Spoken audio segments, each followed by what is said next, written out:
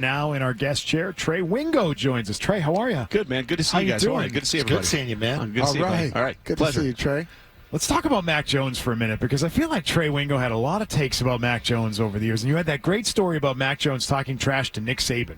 Yeah. Going back a few years when he was being drafted, right? Yeah. What do you think happened to the guy who once upon a time was talking trash to Mac Saban to where he is now? Because his confidence is not there. No. It's non-existent.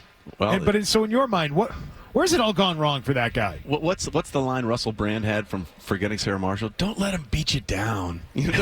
Don't let him grind you down. He's past that. I mean, I think that's it, man. He needs a fresh start. He needs a reboot, and hopefully with Gerard and everybody that they bring in, it can happen, because he was the guy that in his rookie year took you guys to the playoffs, and obviously got smoked in that wild card game against Buffalo. What was it, 47-17? He battled that. He was ready to go. The rest of the team wasn't ready. And Mac didn't play that poorly in that game. I agree, and I just think, if we're being honest about it, as a team construct, they brought back Matt Patricia to try and run the offense with Joe Judge, and that was a mistake, obviously. Yeah. If you looked at the Patriots offense over the last couple of years, name me the one guy that the defensive coordinators would say, that's the guy we fear, that's the guy we've got to stop. There just wasn't that guy. Yeah. There wasn't that guy. I think that's as much of it as anything. The thing with Mac too, we were there. Dude, you are just enormous. I just want you to know that. Yeah, you're 100% beef. Beef. Yeah. Pittsburgh kid. There you go. There you go. Yinzer, there you go. Water down. Yeah. There you Marino go. was here yesterday, and he's like, you look good, man. I'm like, yeah, you look good too. He's like, I'm getting old. I'm still drinking Uncle Chucky's wine. It beats the alternative, as I always say. Yeah, Getting old. Dan's got a lot of money, and his uncle made wine in his bathtub. And bottled it. And Marino's gets this when I was playing with Dolphins, he gets this massive wine cellar, and he has this hand-corked wine. It was his uncle's. That's hilarious. His most valuable thing. But we were at Mayo's press conference when it was announced that he was the new head coach. And Mac, on TV, rounded the corner, and we were all aghast for some weird reason, forgetting that he is still on his football team. Yeah. People thought at the end of the year, boom, he's gone. Yeah. No, he's gone. He's still there. Yeah. Do you see him get traded?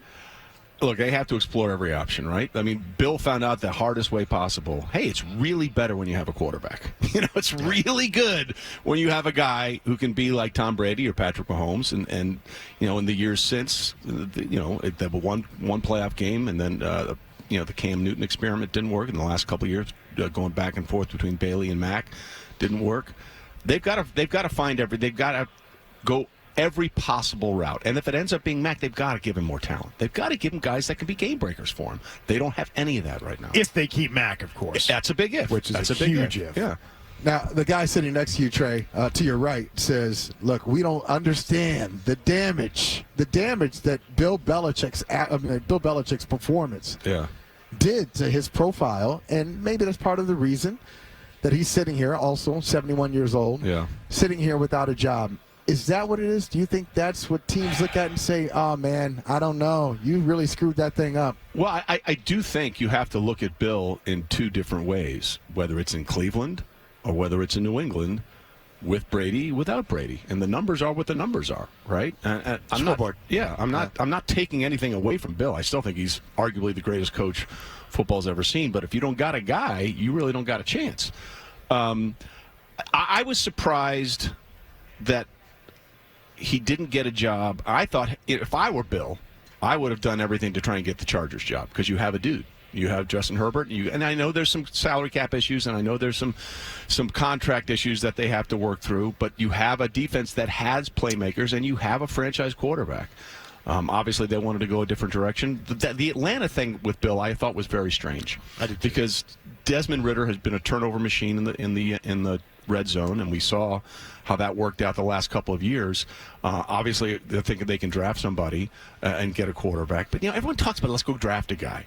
It's not that easy. Nope. You go look at the 2020 quarterback draft. All right, Joe Burrow, absolute home run. Tua looks like he's going to be great. Justin Herbert's going to be great. Jalen Hurts, despite a down year this year, I think is still going to be fine. So that worked out, right? Then you go to 2021. Trevor Lawrence. We're still waiting. He had one playoff appearance, and it took a Chargers being the Chargers, for them to get that win, and then they fell apart down the stretch this year. Zach Wilson should never start again, barring injury. Trey Lance was on the bench, inactive basically, during the Cowboys' blowout loss to the Green Bay Packers. Justin Fields, the Bears are still wondering about, and Mac Jones. And that was supposed to be another great quarterback draft. So everyone talks about, let's go get Drake May. Let's go get Caleb Williams. Let's go get all these guys. Well, what's the guarantee that it's going to work? It's about 50%. Do you like one of those guys? I think Caleb has the most tools, but, I take the Zen philosopher approach. We'll see. You can say you like this and you say you like that, but at the end of the day, I always say this, when Joe Judge was hired by the Giants, what did they say? Oh, we love the culture he's building. We love all this. Lunch pill. Yeah, exactly. Well, why'd you fire him? Well, he didn't win. That culture only lasts as long as winning, right? You can say all these things, but if the W's don't stack up, the culture doesn't mean dip. And that's the truth. That's the way it is. And you need good players to establish a good culture. Correct. You can't have a bad roster and have great culture. You can, but you won't be in the postseason. Right. But losing hurts culture. Correct. Right? You lose a lot of games, even if you got good guys in the room. Winning is the ultimate deodorant, right? You can put up with anything as long as you're winning. But once you start losing, man, that guy drives me freaking nuts. The Carson Wentz syndrome, for lack of a better term. Right. What culture do you like in the Super Bowl, and what team do you like in the Super Bowl? You go through the numbers and they're staggering, right? Like, this is Patrick's 6th season as a starter, and you compare him to Tom's first 6 seasons. In every statistical category, he's well ahead of Tom in terms of regular season wins with the team, playoff wins with the teams, touchdown to interception ratio, passer rating, yards. The only one that Tom has an advantage, he has 3 after his 6th season, and Patrick has a chance to tie him at 3. Patrick in the playoffs, when the Chiefs are down 7 or more in a postseason game, the record with Patrick as a starter is 8-2, winning percentage of 800%. The next best winning percentage is Tom Brady at 10-11, under 500. This guy is a killer, and he's only lost to Brady and Burrow. That's it. Yeah. He's lost twice to 2 different quarterbacks. Now, that's it. This is going to pain some people in the Boston area, but the comparison for me right now is Derek Jeter. Jeter played 158 postseason games, which is an insane number. So he played in essentially a regular season in the postseason, and he hit 308, 20 home runs, 61 RBI, scored 111 runs. Well, Patrick has now played a full regular season in the postseason going into this game. The Chiefs are 14-3. He's responsible for 45 total touchdowns, 8 giveaways, a completion percentage of 67, which is higher than his regular season average, and a passer rating of 106. His passer rating in the regular season for his career is 92. I remember all this. He's kicking up because there's nothing else in here. Scott, there's nothing else in here. It's just stupid, useless trivia. It's great numbers. That's it. You got it down pat. That's it. I mean, this guy, he's different, and he brings in by far the best defense he's ever had. You got a game. You got to win tomorrow. Which guy are you taking, Brady or Mahomes? Wait, just tomorrow. Not build your team. Yeah. You got to win one game tomorrow. I think you still have to take Brady. Thank you. I think you still have to take Brady, but if I'm building a team, I take Mahomes. Exactly. Yeah. I don't think anyone's ever getting 7. If that's your qualifier for the GOAT, Tom's going to be the GOAT forever. No one's getting 7. Trey Wingo here to talk about Stunt. Yeah. Tell me about this. Twitter without the crap. That's the best way to describe it. How did we do That's a best-selling. That's what it is. Wait, what? Who came up with this? I don't care about your opinions on all that. If you just want to talk sports and just want to have a sports conversation and build your own platform, download the Stunt app at the App Store, Google Play. It's your chance to sort of build your brand and sort of put yourself out there. Sports talk with anybody that wants to talk sports. We do trivias on Tuesdays and Thursdays at 7 o'clock Eastern, 4 o'clock Pacific.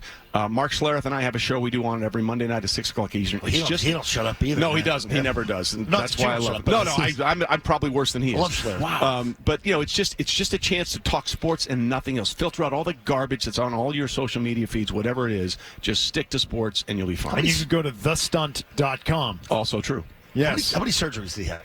29. 29. He had 17 on one knee. That's what He goes to a movie theater. He used to sit like this. And That's it's really awful. important to say like this on a radio show. But I'm stretching my knee out like that. Fall Basically. back. Nice socks. I was gonna say, My Herm Edwards socks. you don't want to do something that leads to a surgery for yourself here, right here. I'll let Mark have all the surgeries. Yeah. Trey, great having you here.